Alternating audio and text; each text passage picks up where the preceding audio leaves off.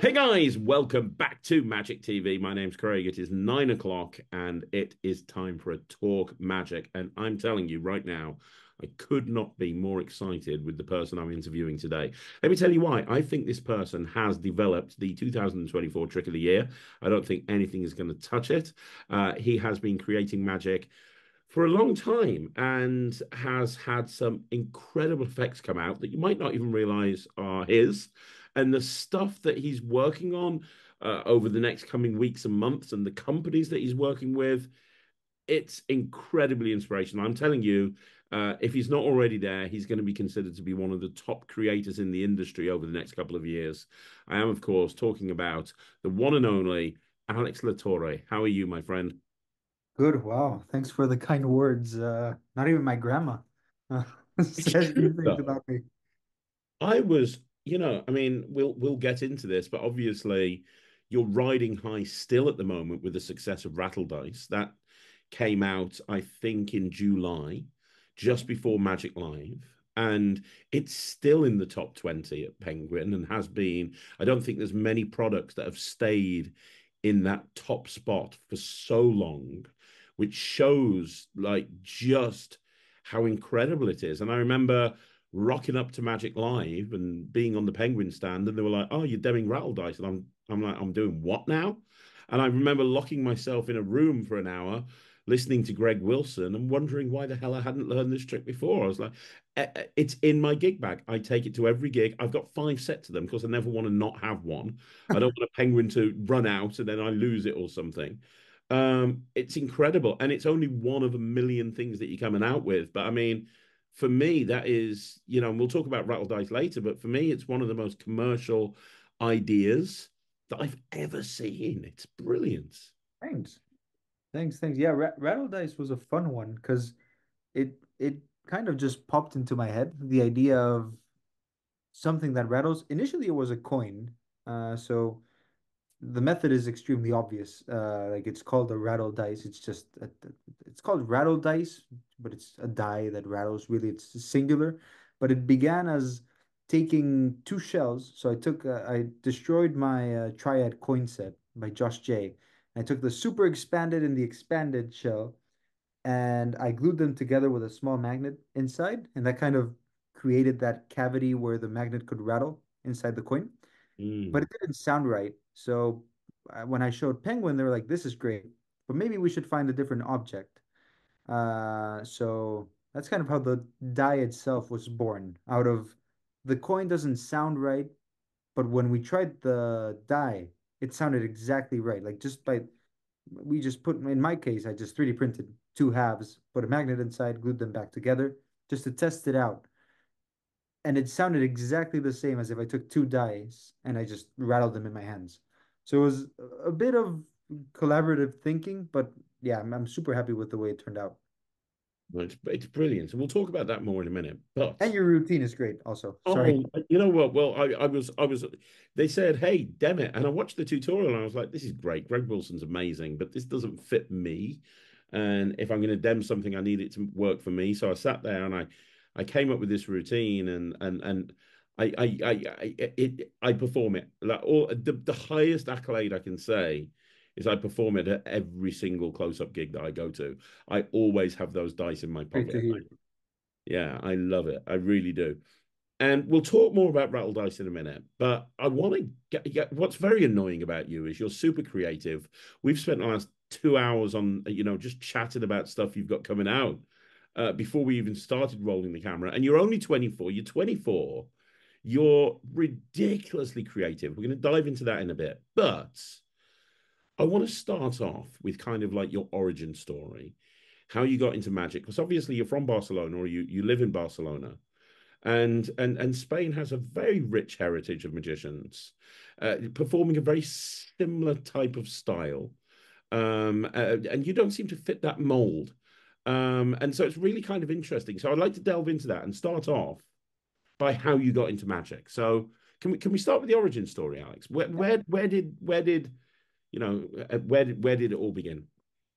So I guess not too dissimilar from many other people. I was around 12 or 13. So yeah, probably around 10 or 12 years ago. And I watched my for Christmas, my parents took me to see a magician who is very famous here in Catalonia.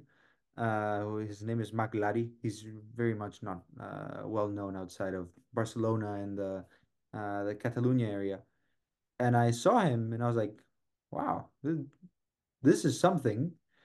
And at first, I wanted to become a performer, and so I read all the GOBs, all the everything that was necessary to actually perform.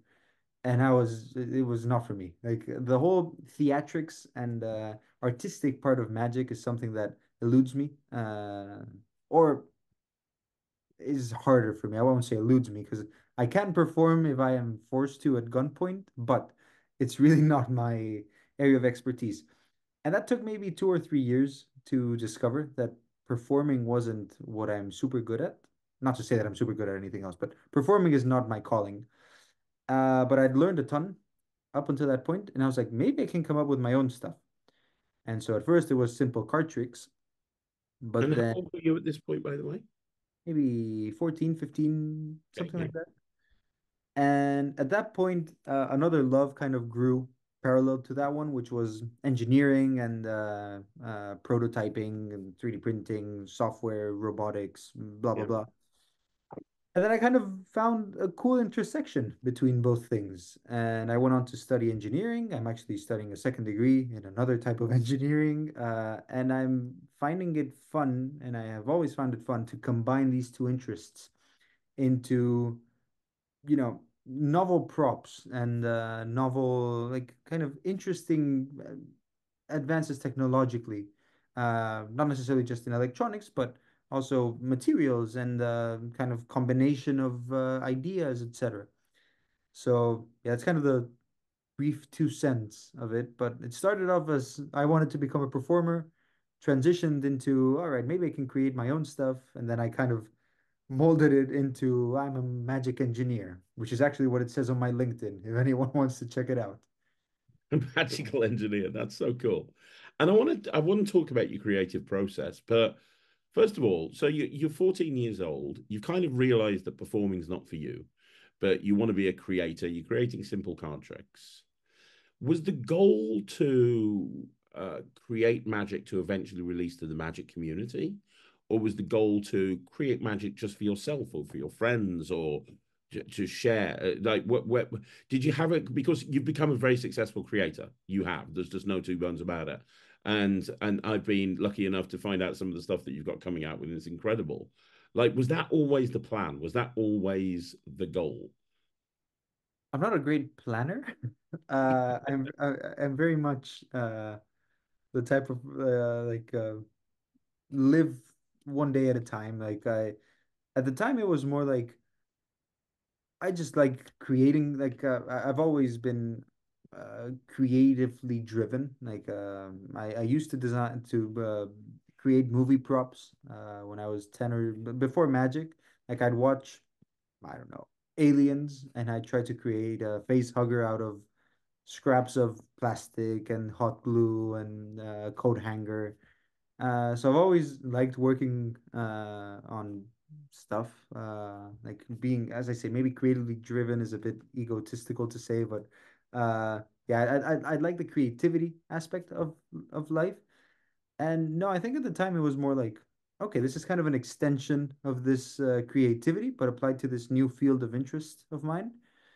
And up until today, like I really have no goals. And I think in these past hours that we've been talking, I think it kind of permeates in what I say. It's very much, I just like what I do. I'm very much not money driven, very much not, I just like doing what I do, working with people that I find interesting. And, if that's kind of how I experience most of life. That's great. That's really cool. That's a great attitude to have. Um, the first, I might be wrong, but the first time I remember seeing your name was on a Mark Mason project. I think you had a couple of things with Mark Mason, didn't you? Was that your first like commercial release? Was that your first thing to the Magic community? So the first thing that I ever released, I was 16 years old. In 2016, in the hype of flap tricks, if anyone remembers that era of Sans Mines, magic tricks, and we all aspired to be Julio Montoros, who I very much love and is a very close friend of mine. And I released this trick with Vanishing Ink called Blistering, which is has very it's very much forgotten and is in the abyss. Maybe let me check if I have a unit. Uh, Maybe I don't. Basically, it was this trick where you have a blister pack of gum, like what's it called, like dentine in the United Yeah, States, yeah, yeah. and you only have one piece, and you can like move it around, and it's sealed, and you like move it around the different cubicles of the matrix. I don't very much know how to call it. That's amazing. I've never seen that before. That No? sounds really good. And then in the end, it jumps to the other side, and the gum pack is examinable. So I was very much stoked to release that because you can imagine 16-year-old me, they flew me to Blackpool to film 1 week after the convention, which was kind of sad. But they flew me out to Blackpool. I filmed with Mark of the V-Ink team. My dad had to come with me as a minor that I was at the time, but that was the first thing that I released. And then I kind of focused more on my studies when I was finishing high school. And then as I started college, I came in contact with Mark, and Mark is great. He's Mm, fantastic. He's so knowledgeable. yes. He's just a great guy. To be fair, he's just a great guy. And I think with him we did three projects. The first thing that I released, I think, is this thing called Juxtapad, which is like a post-it pad that. I remember that. Yeah, the yes. Can I talk method? Yeah, of course. Yeah, It's like this post-it pad that it's like is like two halves. So I'll represent it like it's two halves. That's like a split coin, but with a post-it pad, right? So basically, you could write anything on the post-it, right? And then you could either take it off or make it vanish or make it change or et cetera, et cetera. And there were a bunch of routines with like book test and then after that, I think we released what's it called? Forget Initial Shock, I think it's called. that I remember seeing Mark perform this for me, and I love that. Like it fooled the pants off me. Like the visual of that card, the initials for people that don't know, a card is Yeah, I don't have it here, but you would this is not the gimmick, by the way. This is just a representation, but you would have a signed card, right? You would place it, it's kind of sticking out from here, from the box, and you could write your initials on the box, and you would flick, and the initials would visually jump to the signed card, and then you can hand it out for examination, and then hand the box out for examination. So mm, that was a fun thing. And that kind of also came from the era of flap tricks, like a kind of mm. rethinking and retooling of how a flap could work. Kind of sorry, spoilers for anyone who doesn't know how it works, but it was kind of a rethinking of how a But flap. yeah, it was flaps used in a very different way, in a way that flaps Exactly. weren't normally used before. So yeah, it was a strange one, but I'm very happy with that one. And then I think the last one we released is this one called Killer in Manila. Oh, Um, I didn't realize that was yours. Okay, well, that is one of my. I said to Mark, I was with him at Magic Live this year, and I said to him, that is my favorite trick that JB Magic has ever put out. It's such a genius solution to a card to envelope. It's Signed so card. simple too. It's Yeah. so yeah, the trick is a card to envelope, which I actually think I have one anyway. And that actually came from uh I had a torn envelope uh and it had no backside, right? So then when held a card in front of it, it almost looked like it was inside the envelope, but there was like a gap. And so I kind of worked on a solution that could fill that gap. So the card doesn't necessarily have to be inside the envelope, really, but it looks like it's inside the envelope. Uh, Mm, it's genius. I think that it gives away enough of the method. Mm, it's really, really clever. Really clever. I didn't realize that was yours. And I think that's part of the problem with Mark Mason. Like, You release something with Penguin or Murphy's or Alakazam or Vanishing Ink or Illusionist or some of the big companies, your name is front and center. It's like Rattle Dice was. Well, this is by X Latorre. This is Rattle Dice. Even though Greg Wilson was doing the tutorial, it was very much a case of this is your trick. A lot of the time, even though your name's on the trick with Mark, because he's the one demming it and he's typically the one on the tutorial and so on and so forth, a lot of the time you kind of don't realize that there's somebody else behind that effect. Not, I'm not being negative about Mark at all. Mark's one of my No. best friends in the world, and that works for him, and it's been his business model for 20, 30 years, and it's worked brilliantly. But I think as a somebody who wants to maybe make a name for themselves as a creator, that can be a tick in the con column because you might not have your name closely associated with that particular product. Does The, that? the fun thing about those products, actually, if you rewatch the trailers, they were filmed at Murphy's studio, and the performer is Javier Fuenmayor. So it's not even Mark.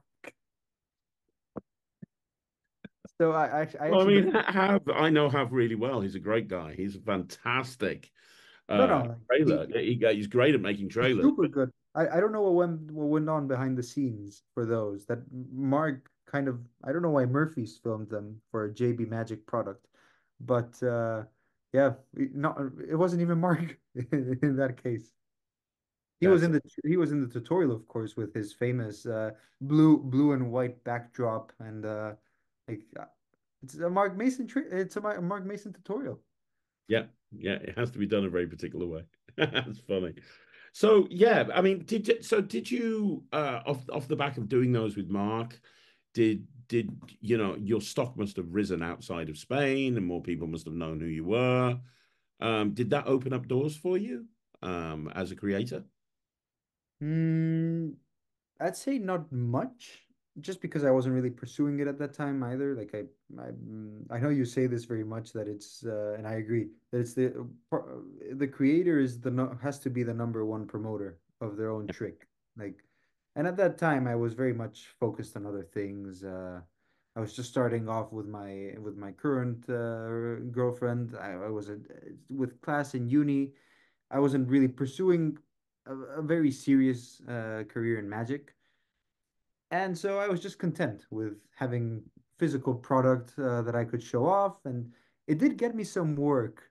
I did work for a couple of maybe a year, kind of ghost as a kind of ghost creator for Peter Egging, which I know your eyebrows will kind of rise at this Oh, I point. love Peter Egging. It's very smart of you to not have your name associated with his products. That's good. Yeah. Yeah, and I'm a very transparent guy, so I'll kind of leave this out here. You remember his cart through window? Yes, I remember it well. I designed it. Really? I swear, yeah. And your name wasn't on there? No, no, but I was more than happy to. Like, uh, so it was Peter's base idea. Um, and then he essentially hired me to design it and kind of from his vision bring it to be a physical thing. Okay. So that's probably the biggest consequence of these first products that I released was working with Peter, which Yeah, I mean look, it happened. yeah, I may not. I've got a reputation for like slagging off a lot of his stuff for good reason, but I also said that he's brought a lot of good stuff out in the past, No, and I'm not a fan. Like yeah, I know what I did. Like I'm happy with the work that I did because it accomplished what Peter wanted. Maybe the original idea wasn't ideal. yeah, I'll just say that. yeah, yeah. No, I know exactly what you mean. And in terms of working with Mark as well, you are right. I do say that a creator should be the number one promoter, and I do believe that. But if there's ever a company that you're going to release a trick with where you don't have to be the main promoter, it's Mark Mason because he's the best pitch man in Magic and he's going to sell that thing for you. You don't need to do anything. Of course, he's going to drive sales. Like that's what he does. He turns up and he makes everybody excited about something and then I goes think away. Mark is one of the few, like the last.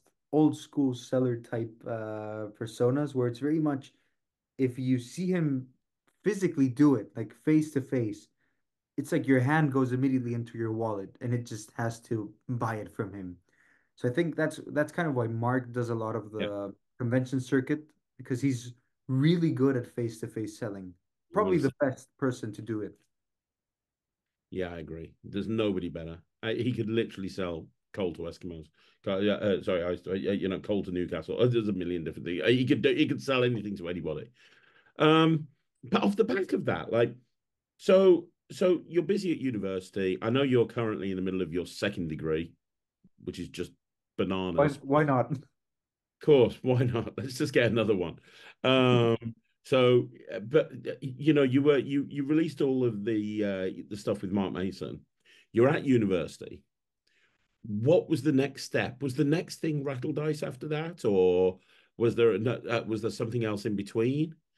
So And how did you end up with Penguin? Like, where did that process come from? Because let's make no bones about it. Like, Penguin is the largest magic shop in the world, and to be associated with them and to have a trick that a lot of people are saying is going to be trick of the year is huge, absolutely huge. And I know you released something I didn't realize until you said, but you released something with Vanishing Ink. They're a great company as well. But Penguin, the next level. Like, how did you go from bringing in some? You're at university, you're studying, you bought some stuff out with Mark Mason, you're ghosting Peter Egging. Um, wise decision. How did you get how did you get from that to Penguin? What was the journey? So I finished my degree, and then I kind of dove headfirst into magic because I didn't really want to get a real job. Not to say that magic is not a real job, but I didn't want to get like a real engineering job because real engineering jobs here in Spain are generally not great. Uh, and so I spent maybe a year just doing magic. And my contact with Penguin, it was actually super standard. I just submitted it through their submissions page. Okay. I cold door. I just emailed them a video with the performance in the tutorial, and we went from there. I think Penguin, as probably most companies, is it's probably the case with most companies. Once you're in, you're really in, and they have the facilities to let you know that you're really in. Like you come in contact with Sean Dunn, with Mandy Roth, with people who you can directly show things to and receive almost immediate feedback. But the first step, in my case at least, there was no in. It was just, hello, this is little old me with this dice that rattles. So that was, honest to God, the first contact with Penguin was exactly that. Wow. So, okay. So what advice that's because we can now talk obviously Rattle Dice has just come out and we can talk about some of the other stuff that you're doing in a bit, but like what advice would you give somebody who's watching this that's a creator or wants to be a creator and that as somebody who at the age of 24 has worked with Vanishing Ink, Mark Mason, Penguin Magic. I mean, as somebody who's achieved all of that already, what advice would you give to somebody who's trying to get in with a big company? Uh, so I think the first thing is to not be discouraged if either they don't answer or they give a negative response. When I say a negative response, it's not necessarily that sucks. It's a no.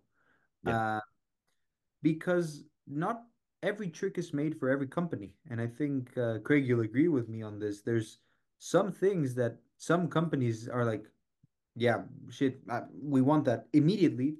And maybe another company will be like, oh, that really is not for us. No, thank you. Doesn't mean that the trick is bad. It just isn't for them.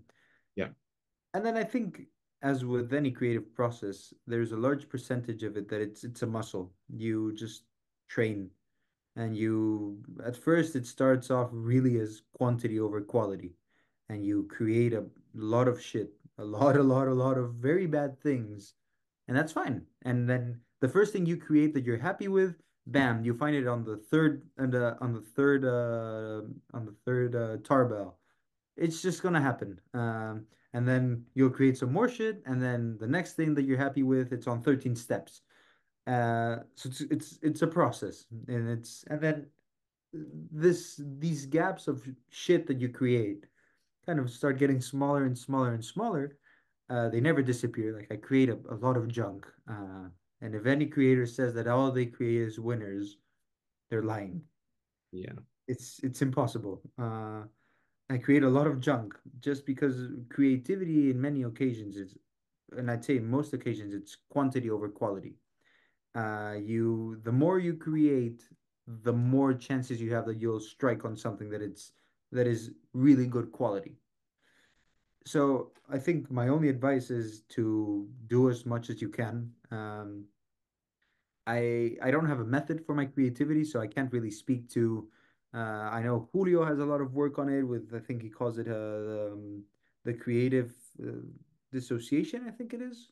I can't speak about that too much because it's very much his work. But there's a lot of Jay Sankey has work on creativity. Adrián Carratala has work on. There's a lot of people who talk about methods to get to creativity. I don't really have one. It just kind of happens miraculously. So on my end, it's just to, you know, chug along, continue doing it, and it's a muscle. That's yeah, I mean that's really, really, really good advice. And you're right with everything that you say. So what why here's a question that comes up all the time. And we can talk about other projects that you're involved with and so on and so forth, but you pretty much exclusively work with production companies. And the question that comes up on this channel all the time is why don't you, you're a creative guy, why don't you ever release something yourself or self-produce or set up your own production company? Why go through Penguin Magic or Vanishing Ink or the various different companies you're going for? Is there a reason for that? So production is a whole different beast. Like, I actually have two tricks coming out through Murphy's through their partner program, uh, and they have been. Can I swear? Yeah, I it's my swore. channel. I mean, I swear all the time. Of course, you fucking can. They've been a pain in the ass to make. Because production is completely different to creativity. It's like if creativity is freedom and go crazy, production is execution and consistency.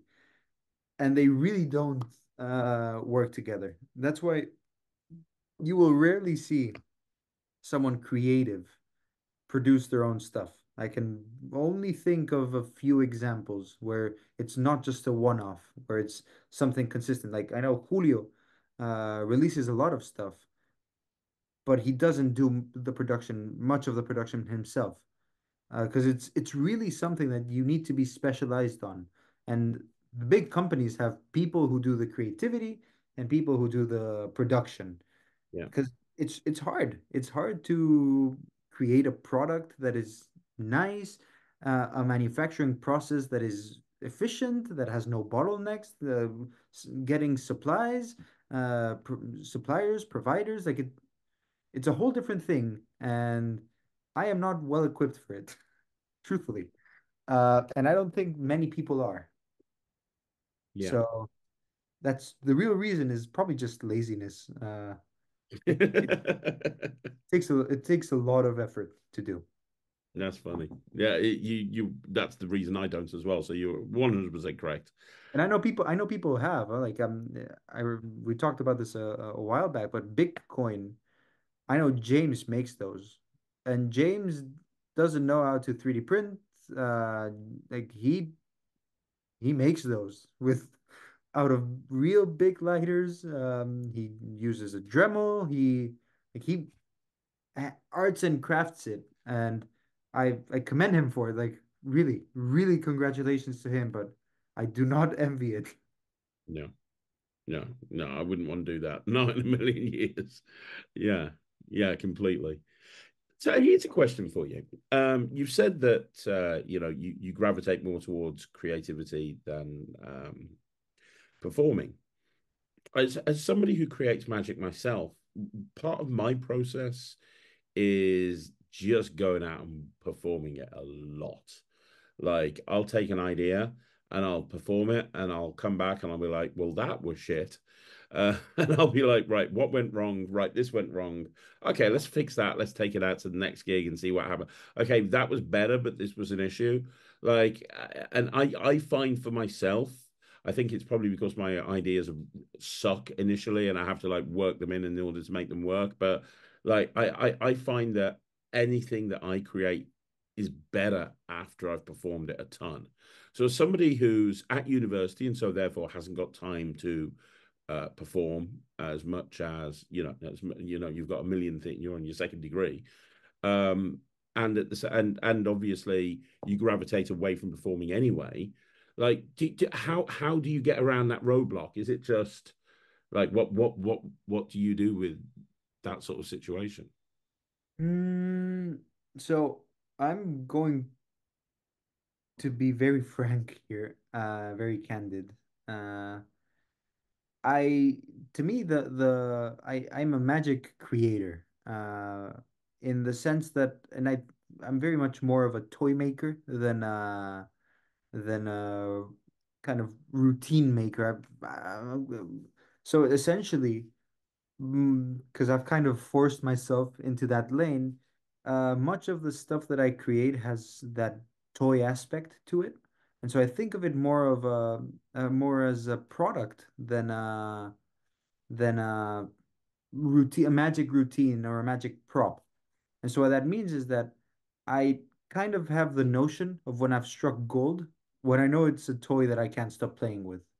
Mm, Uh, not s which doesn't necessarily translate to a good magic product, but it's a good product for magicians, if that kind of makes sense. yes. Uh, so this is being very frank here because I know magicians we like to talk about because it's true. You know, the beauty and like the real essence of magic is performing.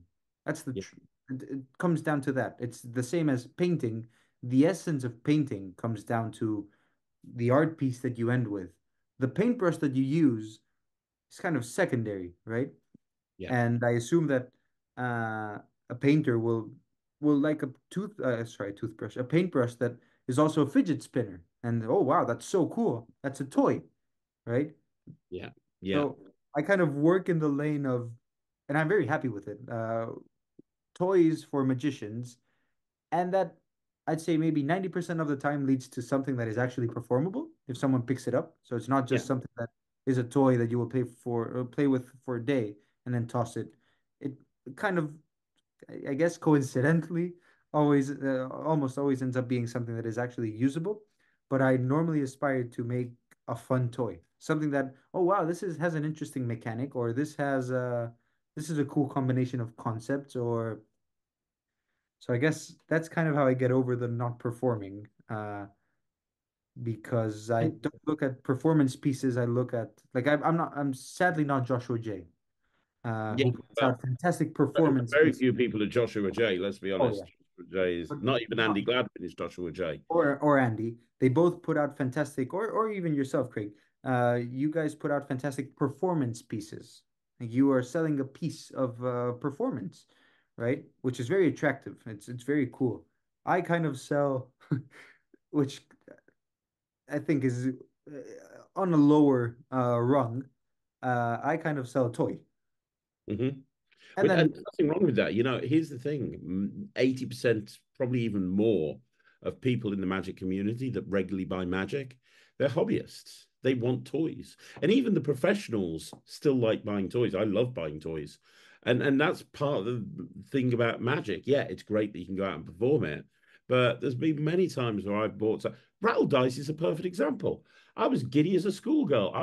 I never do this when I came back from the States, because obviously I learned it over in America, I didn't just have a set for my gig bag. I had a set in my pocket and I was just fiddling around with it's them all just fun. day. I was like, it was just I was like, oh, I can do this with it. I can do this with it. It's just a fun thing to carry around with you. It's just yeah. So I totally get that. Magicians love toys. They do. It's And it's perfectly fine. I think it'd be kind of silly to not like understand it and say, all right, there's a market for toys for magicians. That's perfectly fine. Not everything has to be a well-built magic button routine or what's Josh's new thing? Reverse logic. yeah. Uh, it's Well, fine. reverse logic is a perfect example of something that's really mainly presentation based. The creativity behind it isn't really. It is what it is. It's a good trick, He's selling but a performance piece. yeah, that's what he's doing, and there's a market for that. There's a market for somebody who can look at that and go, you know what, I've got 5 minutes in my act that I want to fill with something that will, I've got it. It's scripted. It's there. All I have to do is plug it into my act. That's fine. And that's fine. That Scott Alexander sold so many of his tricks, and they were performance pieces. Like he would promise an 8 minute piece that you could slot into your show, and that's I remember having an argument with a magician recently where I said, "Hey, one of the best things I ever spent in magic was buying Superfly by Scott Alexander, and I basically got a metal stick and a handkerchief, and I paid like $300 for it, and I would do it again and again and again because that trick as a performer has made me so much money because I do it in every show. But it's not a toy. I no, it wouldn't make sense literally for me to buy it because no." I like buying toys, Mm.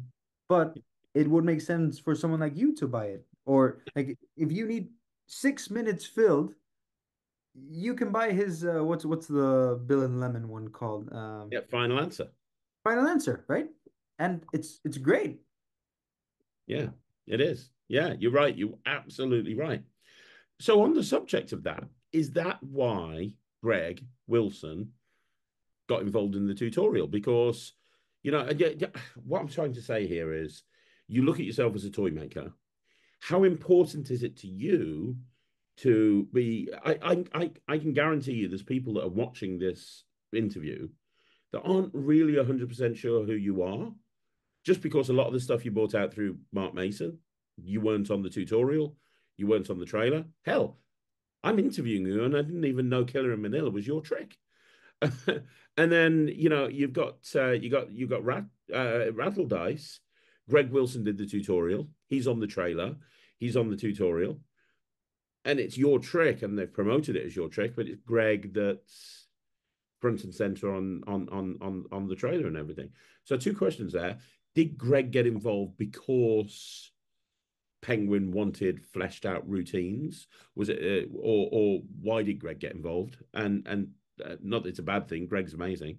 And Yeah. and then secondly, how important is it to you? Because you're approaching creativity in a completely different way to me, for example. Because although I released toys, it's not my stuff really is a little.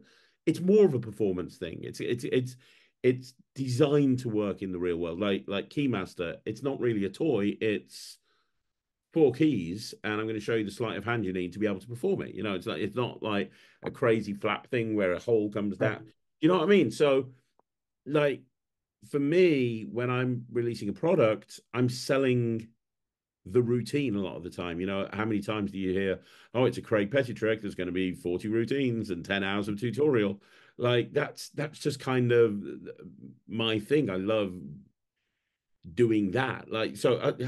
So yeah, two questions. One, how did Greg get involved? And two, how important is it for you to be front and center on the project? So I think Greg was involved for two reasons. One of them, at the time that Rattle Dice had to be filmed, I was working in Japan, and so I was kind of unavailable at that time, which I think worked on Penguin's favor as well, because we didn't really know what to do routine wise. Everyone loved the prop. As you say, it's just a fun thing because the moment that you hear it for the first time, you're like, "Shit, this is great! You can do so much with it." But so much is such a vague concept that you at least I find it very hard to. fine-tune that vagueness into one specific routine or five specific routines or even 40. And so I guess I think Greg was also brought on basically for the purposes of finding stuff to do with it. Stuff Yeah, that because Penguin knows and we all know uh like we like toys, but we like to think of ourselves as performers, even if we're not, me included. Like I wouldn't buy rattle dice if it didn't have any routines. yeah, It's just a fact. And that's also like so it's kind of it's a strange magic industry that we live in currently, wherein we want our toys, but they can't just be fun toys. They kind of have to be packaged as if they were performance pieces, but they're really toys. I yeah. don't know how much sense that's making, but No, it makes a lot of sense. Yeah, that's kind of I think why Greg was brought on to kind of put the bow on it and nicely package it as something that is very that is more seductive than what I had. yeah, that makes sense. And we're going to talk about things that you're coming out with in the future soon. What's your plan with that? Are you wanting to be more front and center on those projects? Is that going to be something that you want to be because like I say, a lot of people maybe they don't recognize you because they've never seen you on camera before. Like, is that something that you want to change, or you want to be not because your name is out there, but not necessarily people might not put a name to a face. Is that So something yeah, you plan on changing? yeah, it's I think we were talking about this before. It's pretty imperative now that if I am working on something that I'm on the trailer and I'm on the tutorial. And the people get to know me, just are able to put a face to the stuff that I create. Mhm. The good and the bad stuff. Like they're able to know that this guy with this face has created this and has these ideas and has this mindset. And so yeah, it's if working with Penguin, I was there maybe a month ago and they knew that it was very important to me that I go there and I did tell them like I'm more than happy to receive a pay cut. I really it's I'm not money motivated. I just kind of want to showcase what I can do for people to understand who I am, what I do. I do not want to be a celebrity. I saw how David Regal was walking around Blackpool and everyone was stopping him last year. And I was like, I really don't want that. That must be so stressful that you just walk to one stand and they're like, "Oh, you're David, right?" Because David Regal is uh, David Regal, right? And I do not envy that. Uh, so I guess I don't know. Maybe it's ego. Maybe it's innocent ego. Let's call it that. But yeah, I guess putting my face and attaching it to the product is very important nowadays to me. Good. That's great. That's fantastic. And so you've mentioned there that you've been to Penguin, obviously. So let's talk about. I don't want to get into specifics because obviously things have to be shrouded in secrecy in this industry Oh yeah. before they come out. But I mean, we spent a couple of hours talking before I started this interview, and you have about 15,000 routines coming out over the course of the next couple of years. Like the amount of you were like, oh, and I've got this, and I've got this, and this company, and this company. Oh no, no, no. I'm like, bloody hell. There's a lot that you're doing. Like, can you tell us anything about anything that's coming in the future? Obviously, you've got stuff coming out with Penguin because you've just said you've been at Columbus. Um, can you tease anything with any other companies or with Penguin or anything? Like, you don't have to go through specifics, but I think I'm pretty safe to say that there's a trick coming out for Black Friday with Penguin that is called Stab in the Dark. oh, hang on, is that what I think it is? You saw it at Blackpool. I was about to say we sat down at a table Down with Tim at Trono Blackpool with you, me, Sean, Mandy. Was and Juan there? Tim and Juan. Yeah. Yeah, and you showed me with the thing That's and the it. thing, and I That's was it. like, oh my God. Thing in the thing. Now, You're okay, right. that reminds me, I'd completely forgotten about that trick. Jesus, first of all, Jesus Christ, that's one of the best tricks I've ever seen. But second of all, you say your tricks are toys. Now that has got a toy quality No, to it. that's not a That's a toy. performance piece there, Alex. That's a perform. I remember turning around to you and saying, I would perform the shit out of that in my show. That is the best example of that genre. And I'm being very non-specific here, because I'm trying to shroud it in mystery. But that's the best example. It's a stage piece. You could do it That closer, is. but it feels like a parlor trick or a cabaret trick or a stage trick. That you can't tell me that you don't perform when you create something like that. That's incredible, man. Yeah, Oh my God, I didn't know that was there's coming some out of that. exceptions. There's some exceptions to the toy rule. Uh, I think I can say it's a book test. Right. No, you can't. Saying that is a book test is just selling it short. It's just nothing like anything I've ever seen before. And you sat me, we were sitting in the hotel reception and you just performed it and fooled the crap out of me. I had no idea how that worked. No idea. So that yeah that I don't think that has the toy aspect. It's not the sexiest. It's not like it's a good combination of good methods. It's a nice combination of good methods. It's just not. It doesn't have any sliding panels or any flaps or anything. It does what it has to do. It does it very well. Uh, but yeah, It's the brilliant. It's Stab in the brilliant. Dark. I think Uh, November 22nd. You know, by the way, I said that I work with Penguin on a lot of products from time to time.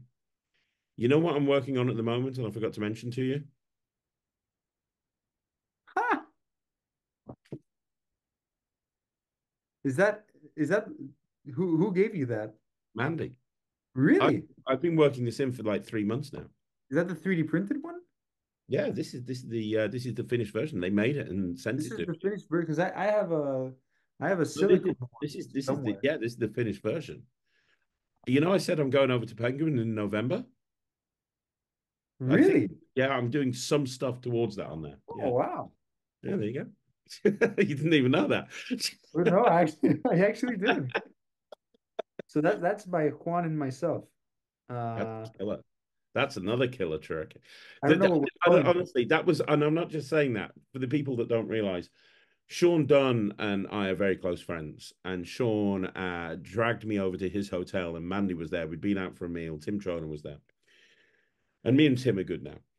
Michael Webber and me, not so much, but me and Tim are good. And Hugh and Juan were there, and it was the highlight of my Blackpool. Honestly, it was the highlight of my Blackpool.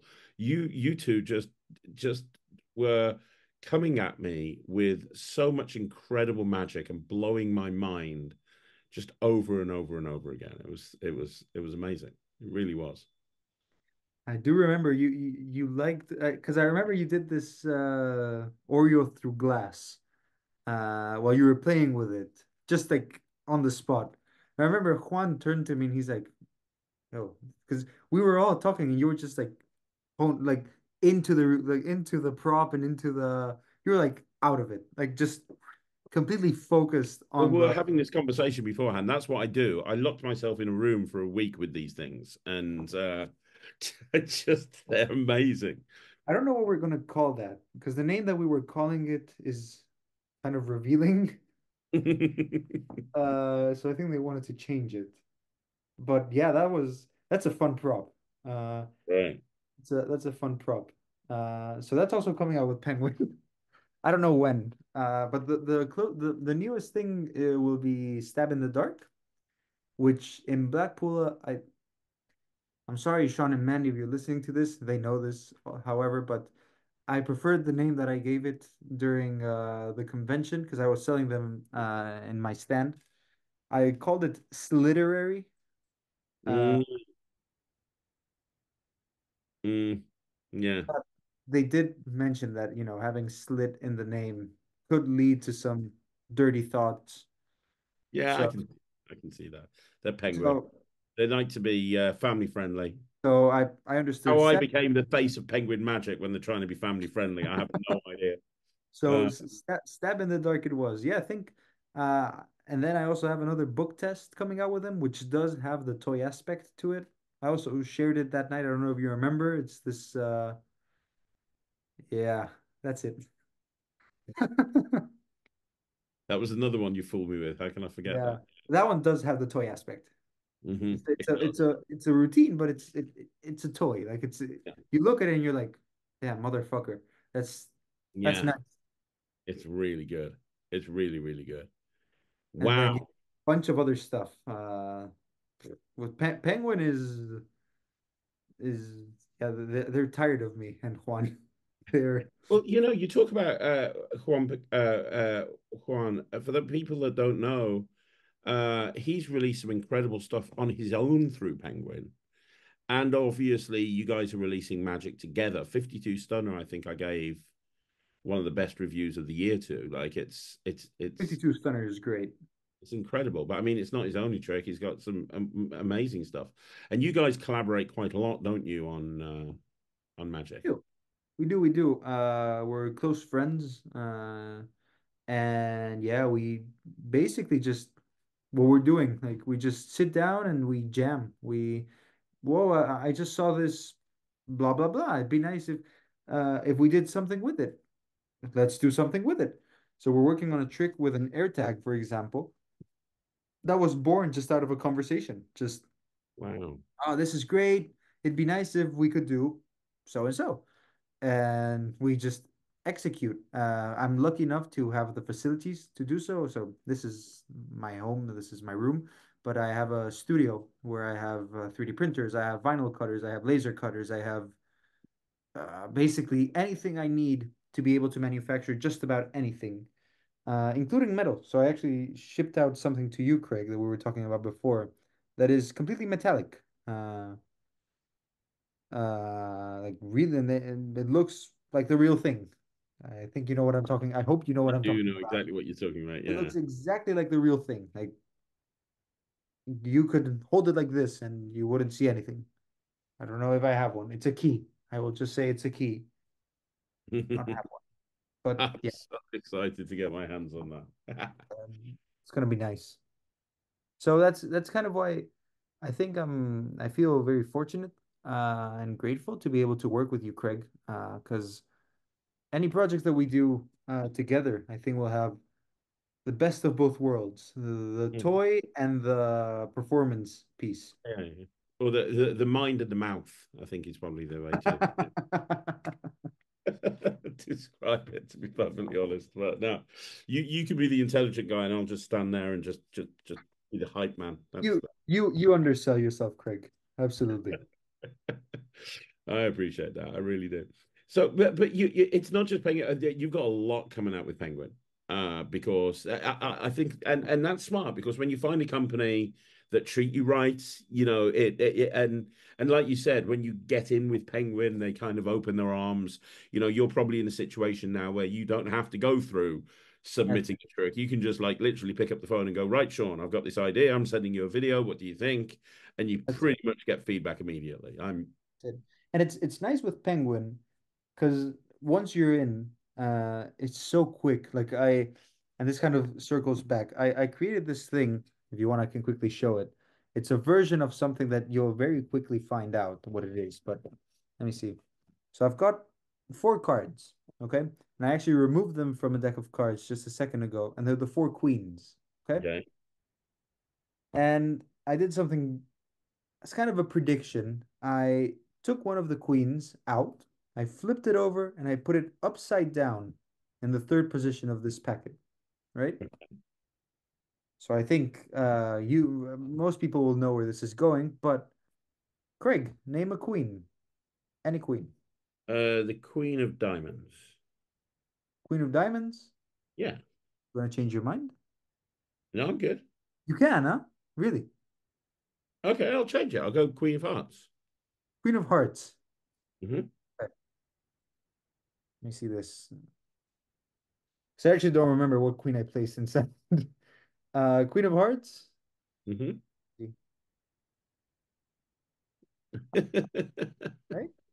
And then I actually took it from another deck because I was so sure you were gonna say the Queen of Hearts, and I didn't even bother taking the other ones, right?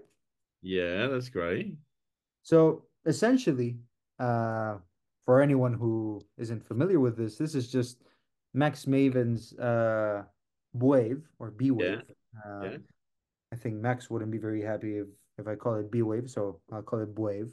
Yeah, when I called it B Wave on a video recently, I got told off by about 100 people in an hour. So, So I will call it wave, although I think it makes more sense to call it B wave, but we'll call it wave. So this is just that trick, Max Maven's four queen packet trick with any queen. So if you know the original method, uh, that wouldn't work, yeah, that's why I'm confused. right? So let's say, because you said diamonds, but then you changed to hearts, I think to give me a helping hand. Uh, but you could have said clubs, and it would have worked exactly the same, What? right? Exactly the same. What? Or No, you could have said don't do that. spades, or sorry, diamonds would have worked, or spades, and it would have worked. What? Always the same. So I'm using this as an example because the wave rights lie with Penguin, for example, and I shared this with them, and they were like, "We don't think this is something that would be interested in." So what I'm trying to express with this is that it's fine. Like, move on to the next thing. Like, I'll still carry this in my wallet. I'm happy with it. Not everything has to be a release. Yeah, Can that's actually the best advice I've ever heard. can I explain this or no? This is Hey, I you can. I mean, only magicians watch this stuff. okay. I'm completely fooled, to be honest, Alex. I Okay. have no idea how that works. It's so essentially it's just a four out thing, right? So you can have clubs, you can have hearts, you can have diamonds, and you can have spades, right? So essentially, what I have is four normal jokers. Sorry, three more normal jokers, and this is the one gimmick, which you can see is kind of dirtied up and used. So basically, and you can actually see the shitty job of making the wave card because what I did is I just took a Queen of Diamonds and painted it in, which I actually have a wave set. I don't know why I'm doing this, but and the same with the Black Queen. Okay. Yeah, And the other side of the Black Queen has a Joker.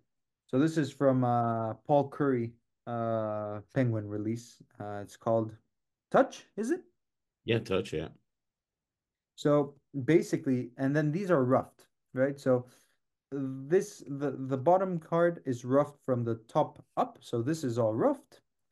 The Joker is roughed like this. So these two are getting roughed together. If I press here, so now I can't split them. And then this top queen is roughed opposite, right? yeah. Right, got it.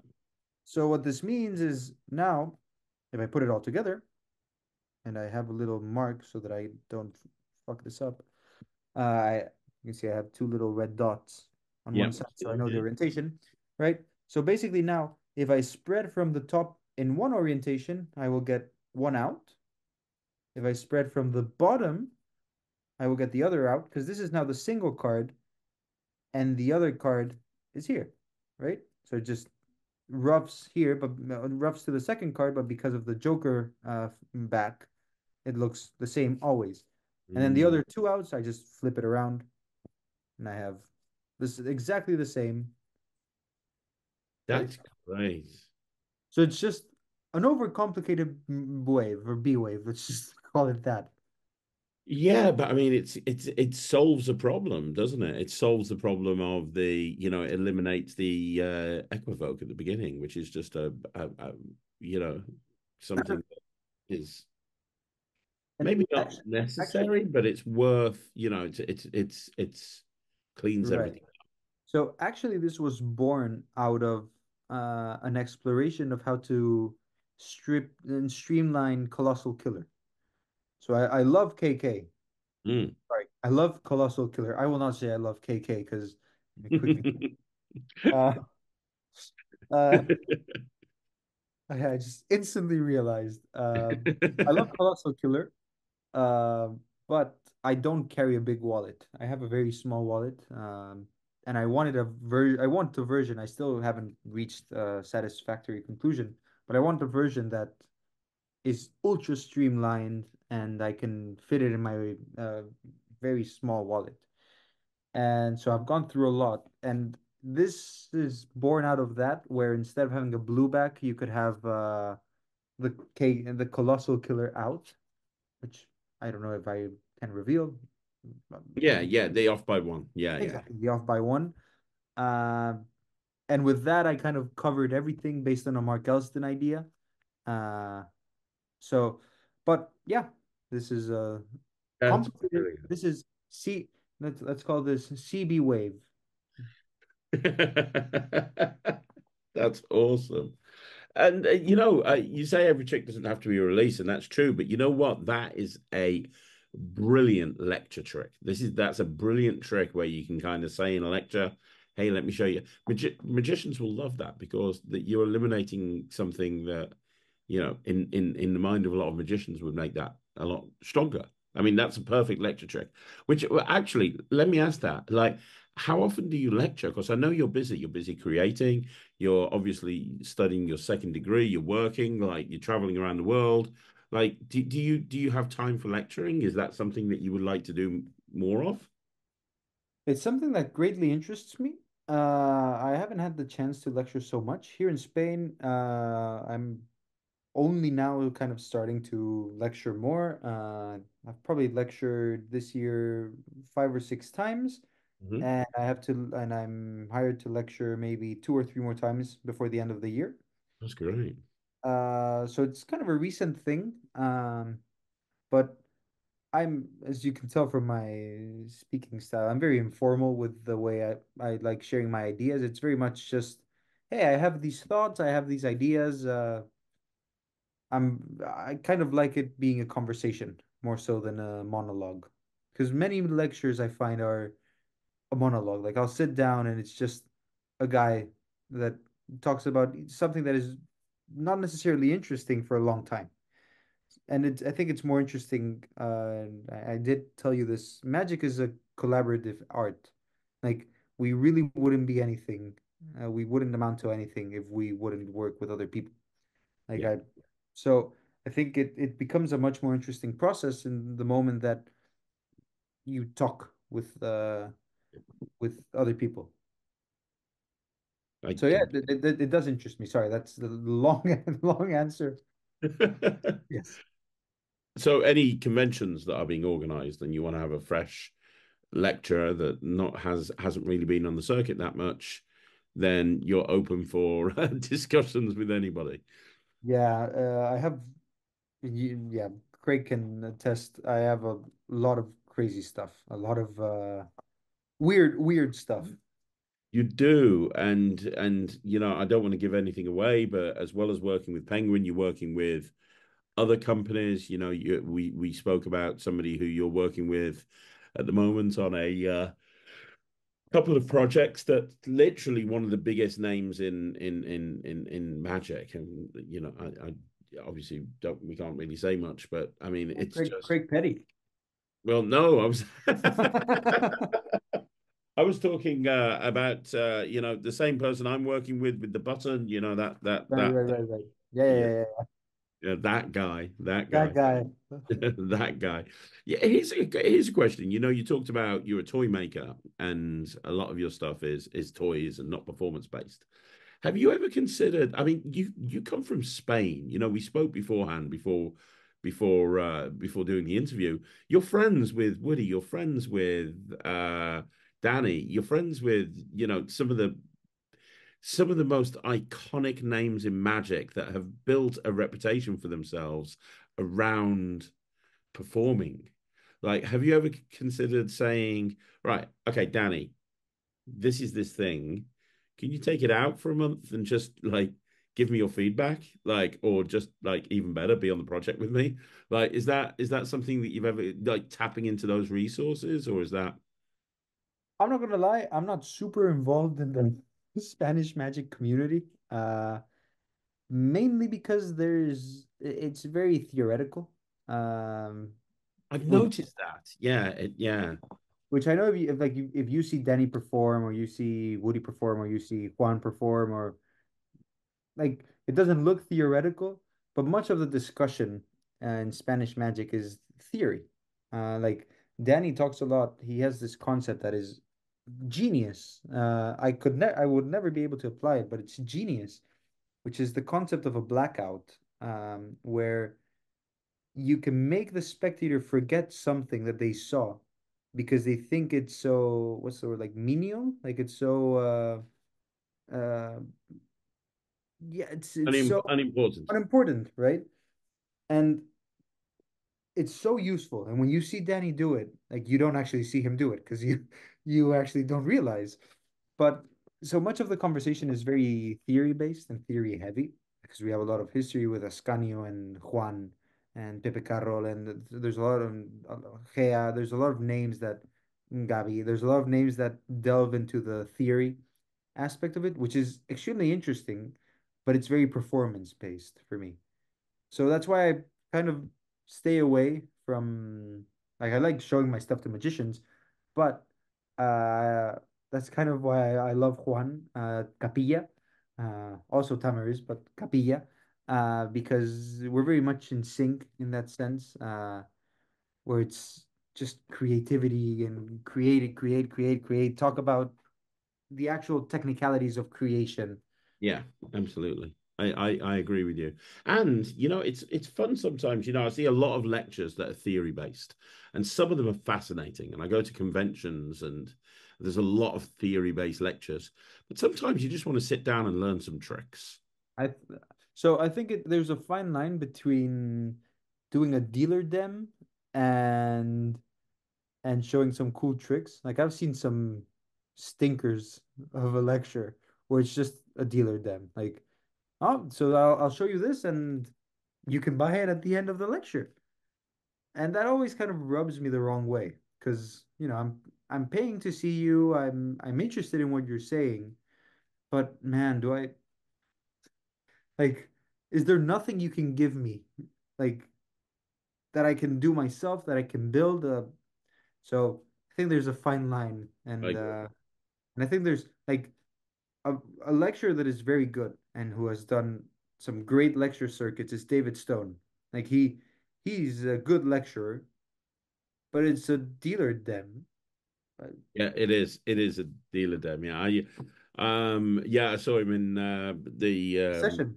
the session, and he was there doing his thing, and it was just like everything was just like opening up a package to show you a trick that he had for sale at the end. But he's charismatic, he's funny, he's French, and so it's easy to be engaged with him. So he's kind of like the somewhat exception to the dealer dem aspect of it, but I've seen actual like, all right, so I'm gonna open the package. This is what you get. This is how you do it.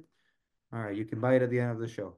I remember David would like surprise us with the, as I was also there at the session, and he would like produce the bottle when you least expected it from the bottle holder. Uh, so Mm. he did have a fun aspect to it, but so something that I'm doing is creating like um, tricks for these kinds of sessions where it's stuff that you can. So for example, I only recently came up with this, which is actually very stupid, but so it's a tic tac box, okay? It Mhm. looks Yeah, empty, yeah, and you can have a coin.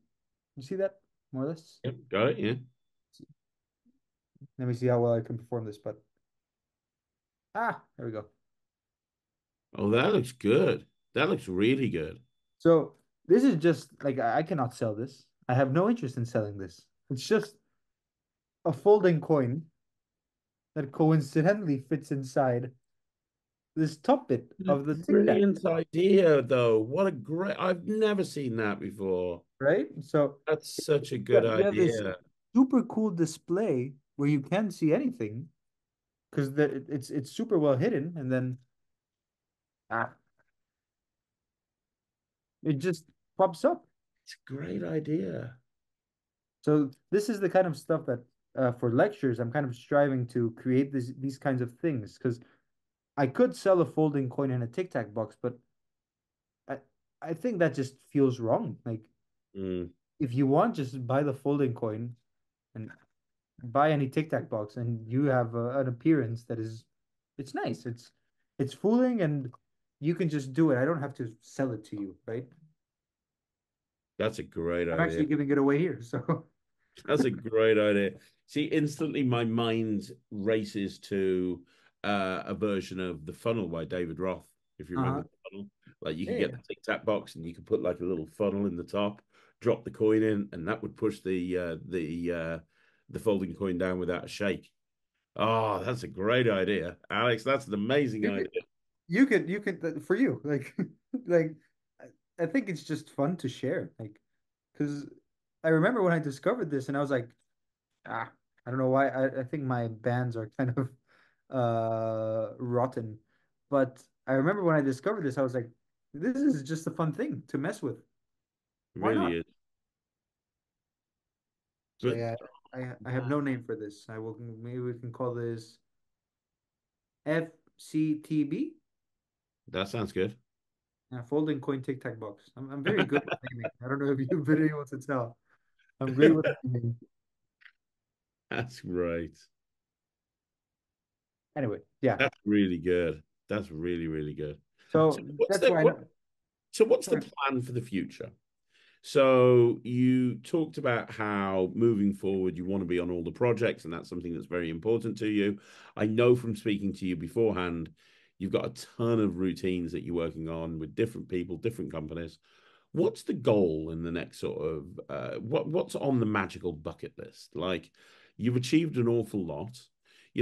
Most magicians would be happy if they had one name, one trick to their name at the end of their career. Like you've already had a vanishing ink trick that I never even knew about that sounds cool that I'm going to be checking out as soon as this finishes. You've had three come out with Mark Mason, one of which is I consider his best ever release ever. You've got one of the best selling tricks at Penguin this year and a front runner for Trick of the Year. I mean, that is just taking a snapshot of that. A lot of people would be happy to have that at the end of their career, and you're just getting started. I know that the book test you're bringing out of Black Friday is going to be absolutely incredible. Some of the other So stuff I know that I mean, damn, you've got so much. Like, what what are you what's on your magical bucket list? What are you want? Are there other companies that you'd like to work with? Is there a particular you talked about working with Peter Egging in a ghost creating capacity. Is there a big would you like to go down the route of Kayla Morelli and get, hired by somebody like Copperfield? Like what are the goals that you want to achieve in the future?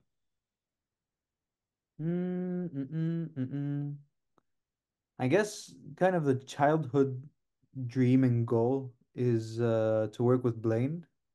It's it sounds silly, but I don't know why. It's and I'm very far off because um I mentioned this. Mari organizes this convention once a year in his town, and Doug McKenzie has been coming over for a couple of years.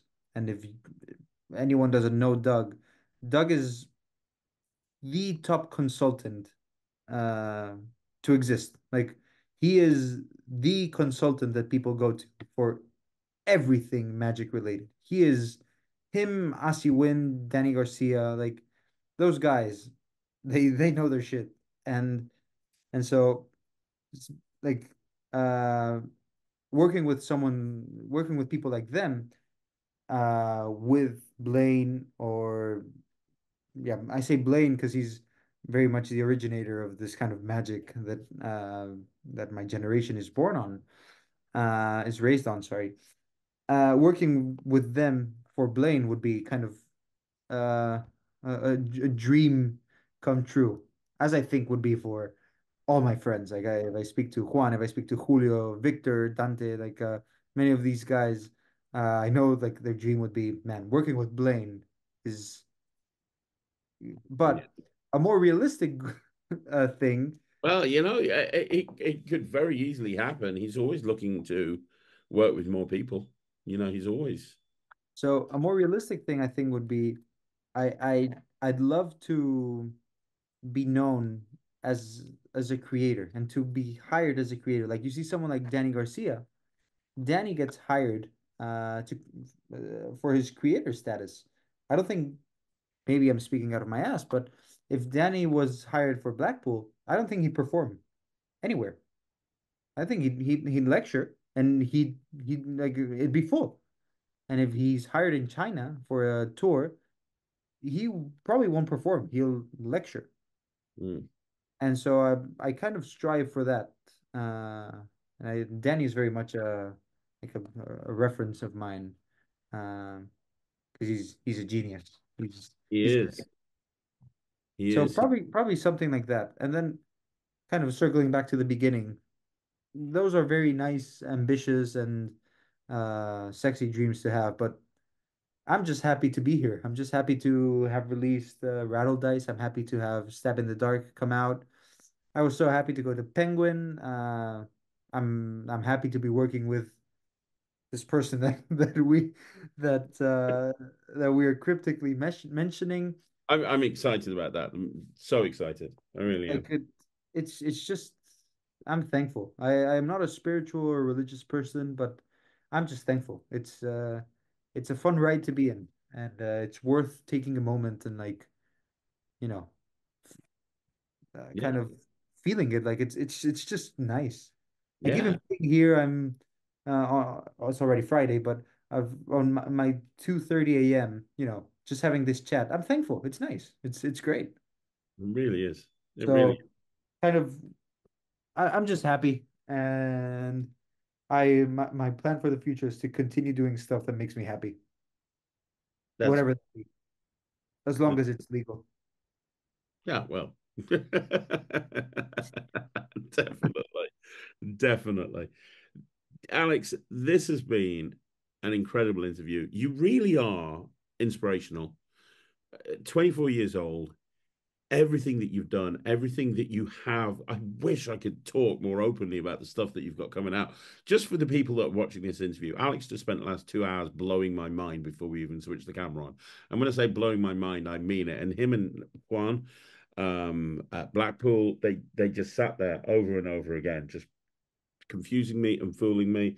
And they were talking, and I was just fiddling around with these incredible gimmicks and props and things. Like your brain works in a very different way to a lot of people's, Alex. And on behalf of the Magic community, I thank you for that, because genuinely, like I wouldn't be surprised. Actually, I think if Rattle Dice doesn't get Trick of the Year, I think Stabs in the Dark will, because that's such a great trick. It's such an awesome trick. I'm so glad that you've. I didn't. It also shows how much faith Penguin have in it, because that is not a cheap thing for them to produce, and they turn that around quickly. Oh yeah, six Because six months. yeah, like, and it normally takes it. Frame of reference, it normally takes a lot longer. Like I've just had Destiny deal come out, and I filmed that a year and a half ago, and it took them till now to produce a single playing card with Plasti Dip on it. You know what I mean? And they've done a whole gimmick book test in about 4 months. It shows Yeah. how high on the on your stuff they are. That's And it has the whole like Halloweeny aspect, although it's Black Friday, but we filmed a cool trailer. We filmed this trailer that is inspired. We watched like Alfred Hitchcock segments, and we watched parts of The Bird and of Psycho, and we tried to replicate some of those shots. oh, Because that's cool. so yeah, we had some fun with the trailer. Was That's gonna be Dalton filming the trailer for you? no. We've It was actually Mandy. The first time since Penguin was formed that Mandy filmed the trailer. Wow, yeah, you don't normally get Mandy filming anything. She was the not just filming, but it was only her. So it was just her and me filming it. And Wow, I she mean, knows her shit. Mandy is a pro. she is. She's normally too busy to do that shit now, though. Wow, that's No, no, great. that I felt very fortunate for that. And when I came out, when I performed at the P3 Theater, when I came out, they played the Pornhub drum penguin intro. You know that dun tuk tuk dun tuk dun dun dun dun tuk tuk. And I was like, wow, this is this feels great. That's awesome, man. That's awesome. Living the dream. Living the dream. Oh yeah. Living the dream. Thank you so much for coming Thank on the you. channel. And I want everybody that's watching this to do me a couple of favors. Number one, go and support Alex. If you haven't bought Rattle Dice, go check out my review. Me and Ryland both gave it 100%. It's brilliant. It lives in my close-up case. I've got 5 copies. So buy Rattle Dice if you haven't already done so. Second of all, keep your eye out for the stuff that Alex has got coming out because I know. I mean, him and I are working on a few things, but outside of that, the stuff that he's bringing out is just incredible. So make sure that you follow him on all the social media channels. I know you're on Instagram, all those different places. And then leave a comment down below and let Alex know what you thought because I thought this was brilliant.